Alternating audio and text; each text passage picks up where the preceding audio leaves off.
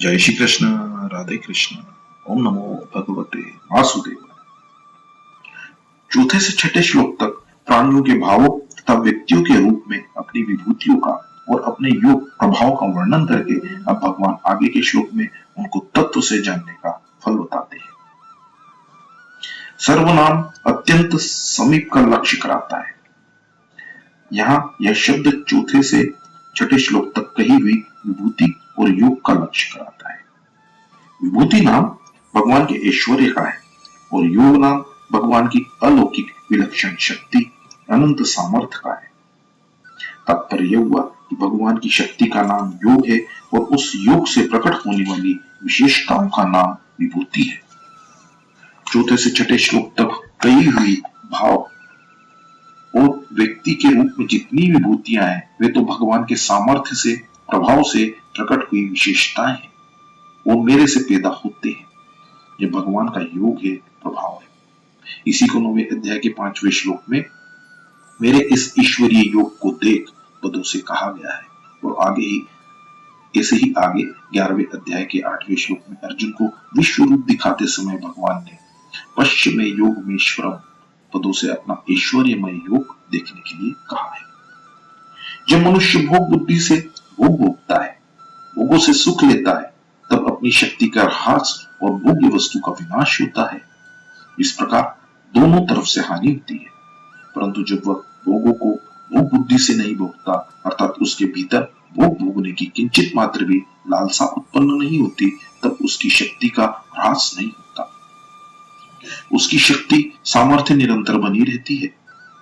वास्तव में भोगों के भोगने में सुख नहीं है, सुख है भोगों के संयम में। यह संयम दो प्रकार का होता है। पहला दूसरों पर शासन रूप संयम और दूसरा अपने पर शासन रूप संयम। दूसरों पर शासन रूप संयम का तात्पर्य है दूसरों का दुख मिट जाए और वे सुखी हो जाए। इस भाव से दूसरों को उन मार्ग से बचाकर सन्मार्ग पर लगाना। अपने पर शासन रूप संयम का तात्पर्य है अपने स्वार्थ का, अभिमान का त्याग करना और स्वयं किंचित मात्र भी सुख न भोगना। इन्हीं दोनों संयमों का नाम योग तथा प्रभाव है। ऐसा योग तथा प्रभाव सर्वोपरि परमात्मा में स्वतः स्वाभाविक होता है। दूसरों में यह साधन साध्य होता है। स्वार्थ और अभिमान पूर्वक दूसरों पर शासन करने से, अपना हुक्म चलाने से दूसरा वश में हो जाता है तो शासन करने वाले को एक सुख होता है। इस सुख में शासक की शक्ति सामर्थ्य क्षीण हो जाती है और जिस पर वह शासन करता है वो पराधीन हो जाता है। इसलिए स्वार्थ और अभिमान पूर्वक दूसरों पर शासन करने की अपेक्षा स्वार्थ और अभिमान का सर्वथा त्याग करके दूसरों का हित हो, मनुष्य नश्वर भोगों में न फंसे। मनुष्य अनादिकाल से अनंत दुखों को भोगते आए हैं, अतः वे सदा के लिए इन दुखों से छूटकर महान आनंद को प्राप्त हो जाए। इसी बुद्धि से दूसरों पर शासन करना बहुत श्रेष्ठ और विलक्षण शासन संयम है। इस शासन की आखिरी हद है भगवान का शासन अर्थात संयमन। इसी का नाम योग है। योग नाम समता, संबंध और सामर्थ्य का है। जो स्थिर परमात्मा तत्व है उसी से अपार सामर्थ्य आती है, कारण कि वह निर्विकार परमात्मा तत्व महान सामर्थ्यशाली है। उसके समान सामर्थ्य किसी में हुई ही नहीं, होगी नहीं और हो सकती भी नहीं। मनुष्य में आंशिक रूप से वो सामर्थ्य निष्काम होने से आती है, कारण कि कामना होने से शक्ति का क्षय होता है और निष्काम होने से शक्ति का संचय होता है। आदमी काम करते करते थक जाता है तो विश्राम करने से फिर काम करने की शक्ति आ जाती है। बोलते बोलते थक जाता है तो चुप होने से फिर बोलने की शक्ति आ जाती है। जीते जीते आदमी मर जाता है तो फिर जीने की शक्ति आ जाती है। सर्ग में शक्ति क्षीण होती है और प्रलय में शक्ति का संचय होता है। तात्पर्य यह हुआ कि प्रकृति के संबंध से होती है और उससे संबंध विच्छेद होने पर महान शक्ति आ जाती है।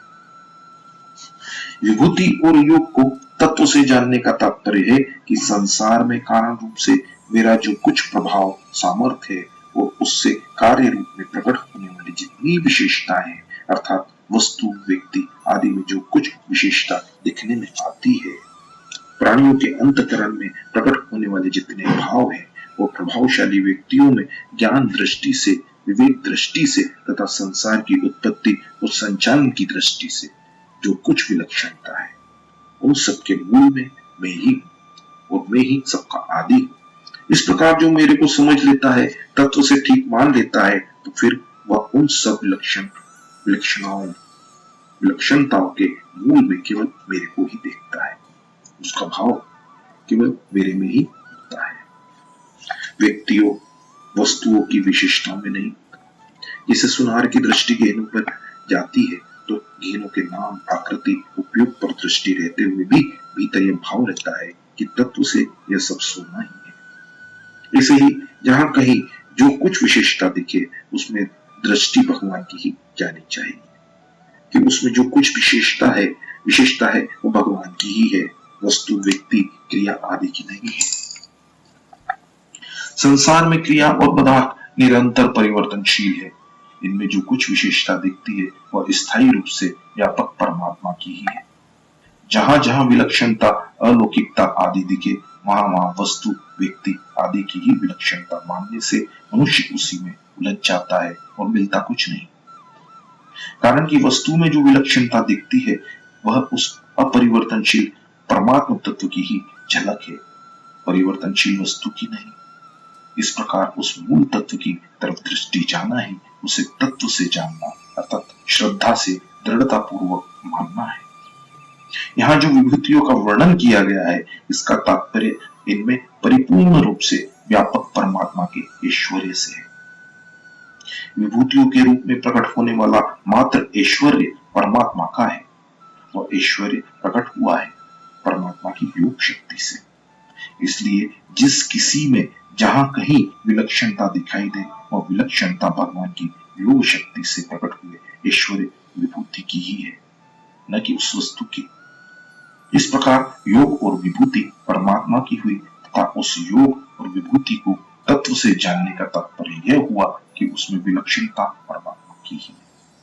अतः दृष्टा की दृष्टि केवल उस परमात्मा की तरफ ही जानी चाहिए।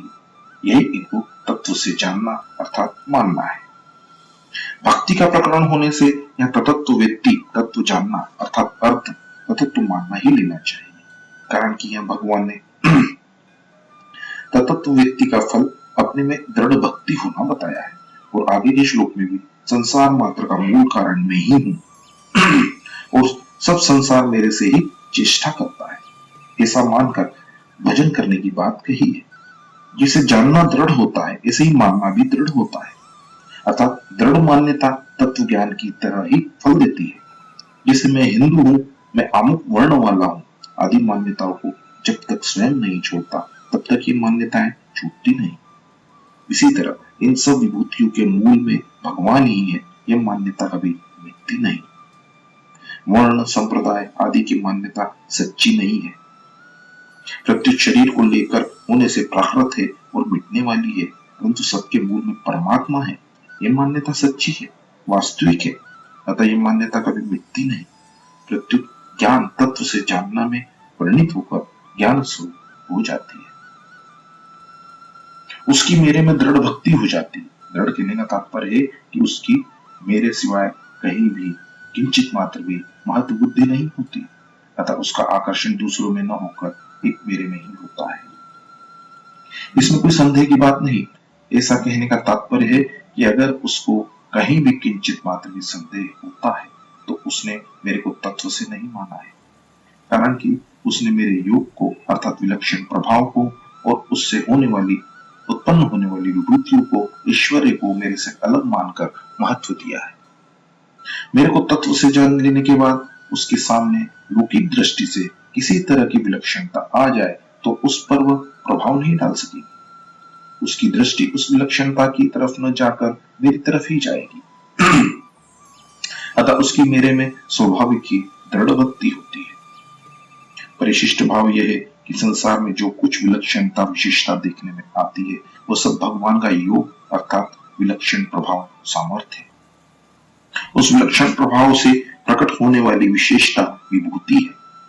इस प्रकार जो मनुष्य भगवान की विभूति और योग को तत्व से जान लेता है उसकी भगवान में दृढ़ भक्ति हो जाती है। एक भगवान के सिवाय दूसरी सत्ता है ही नहीं, ऐसा संदेह रहित दृढ़ता पूर्वक स्वीकार कर लेना ही तत्व से जानना है। इस प्रकार तत्व से जानने वाले को भगवान ने ज्ञानवान कहा है। अविकल्प अविचल योग कहने का तात्पर्य है कि वह भक्ति योग खुद भी नहीं हिलता और उसको कोई हिला भी नहीं सकता, क्योंकि इसमें एक भगवान के सिवाय दूसरी कोई वस्तु ही नहीं है। जैसे रुपयों से सब वस्तुएं मिल जाती है, ऐसा मानकर साधारण मनुष्य रुपयों को ही महत्व देता है और उसका रुपयों में आकर्षण हो जाता है। ऐसे ही जो कुछ प्रभाव महत्व दिखता है वो सब भगवान का ही है, ऐसा जानने पर मनुष्य की भगवान में ही दृढ़ भक्ति हो जाती है। मात्र संशय कहने का तात्पर्य है कि जब भगवान के सिवाय दूसरी सत्ता ही नहीं है तो फिर इसमें संशय कैसे हो। इसमें संशय होने का अवकाश ही नहीं है, क्योंकि जहां दो सत्ता होती है वहीं संशय होता है। एक भगवान के सिवाय और कोई है ही नहीं तो फिर वृत्ति कहां जाएगी, क्यों जाएगी, किसमें जाएगी और कैसे जाएगी। इसलिए एक भगवान में ही अविचल भक्ति हो जाती है, इसमें संदेह नहीं है। पूर्व श्लोक में भगवान ने बताया कि मेरी विभूति और योग को तत्व से जानने वाला अविचल भक्ति से युक्त हो जाता है। अतः विभूति और योग को तत्व से जानना क्या है, इसका विवेचन आगे के श्लोक में करते हैं। पूर्व श्लोक की बात ही इस श्लोक में कही गई है। भगवान की अहम सर्वस्व प्रभावों में सर्वस्व भगवान की विभूति है, अर्थात देखने सुनने समझने में जो कुछ आ रहा है वो सब की सब भगवान की विभूति ही है। भगवान का योग प्रभाव है जिसमें सभी विभूतियां प्रकट होती है। 7वें 8वें और 9वें अध्याय में जो कुछ कहा गया है वो सब का सब इस श्लोक में पूर्वार्ध में आ गया है। मानस, नादज, बिंदुज, बुद्धिज्ञ, जरायुज, अंडज, स्वदेज अर्थात जड़ चेतन, स्थावर जंगम, यमन मात्र जितने प्राणी पैदा होते हैं उन सब की उत्पत्ति के मूल में परम पिता परमेश्वर के रूप में मैं ही हूं। जैसे 7वें अध्याय के 6ठे श्लोक में भगवान ने अपने को अपरा और परा प्रकृति का कारण बताया है और 14वें अध्याय के 4थे श्लोक में अपने को बीज प्रदान करने वाला पिता बताया है। ऐसे ही यहाँ भगवान ने अपने आप को सबका उत्पादक बताया है। यहाँ प्रभाव का तात्पर्य है कि मैं सबका अभिन्न निमित्त उत्पादन कारण हूं, अर्थात स्वयं में ही सृष्टि रूप से प्रकट हुआ। संसार में उत्पत्ति, स्थिति, प्रलय, पालन, संरक्षण आदि जितनी भी चेष्टाएं होती हैं, जितने भी कार्य होते हैं, वे सब मेरे से ही होते हैं। मूल में उनको सत्ता, स्फूर्ति आदि जो कुछ मिलता है वो सब मेरे से ही मिलता है। जैसे बिजली की शक्ति से सब कार्य होते हैं, ऐसे ही संसार में जितनी क्रियाएं होती हैं उन सब का मूल कारण मैं ही हूं। कहने का तात्पर्य है कि साधक की दृष्टि प्राणी मात्र के भाव, आचरण, क्रिया आदि की तरफ न जाकर उन सब के मूल में स्थित भगवान की तरफ ही जानी चाहिए। कार्य, कारण, भाव, क्रिया, वस्तु, पदार्थ, व्यक्ति आदि के मूल में जो तत्व है उसकी तरफ ही भक्तों की दृष्टि रहनी चाहिए। 7वें अध्याय के 7वें तथा 12वें श्लोक में, 10वें अध्याय के 5वें और इस 8वें श्लोक में मत पद बार बार आया। कहने का तात्पर्य है कि ये भाव, क्रिया, व्यक्ति आदि सब भगवान से ही पैदा होते हैं, भगवान में ही स्थित रहते हैं, वो भगवान में ही लीन हो जाते हैं। अतः तत्व से सब कुछ भगवत स्वरूप ही है, इस बात को जान ले अथवा मान ले तो भगवान के साथ अविकल्प कभी विचलित न किया जाने वाला योग अर्थात संबंध हो जाएगा। यहाँ सर्वस्व और सर्वम 2 बार सर्वपद देने का तात्पर्य है कि भगवान के सिवाय इस सृष्टि का न कोई उत्पादक है और न कोई संचालक। इस सृष्टि के उत्पादक और संचालक केवल भगवान ही है। भगवान से ही सब संसार की उत्पत्ति होती है और सारे संसार को सत्ता स्फूर्ति भगवान से ही मिलती है, अर्थात स्थूल, सूक्ष्म और कारण रूप से सब कुछ भगवान ही है। ऐसा जो दृढ़ता से मान लेते हैं वे भगवान ही सर्वोपरि है। भगवान के समान कोई हुआ नहीं है, नहीं होगा तथा होना संभव भी नहीं है, ऐसे सर्वोच्च भाव से युक्त हो जाते हैं। इस प्रकार जब उनकी महत्व बुद्धि केवल भगवान में ही हो जाती है तो फिर उनका आकर्षण, श्रद्धा, विश्वास, प्रेम आदि सब भगवान में ही हो जाते हैं। भगवान का ही आश्रय लेने से उनमें समता, निर्विकारता, निशोकता, निश्चिंतता, निर्भयता आदि स्वतः स्वाभाविक ही आ जाते हैं।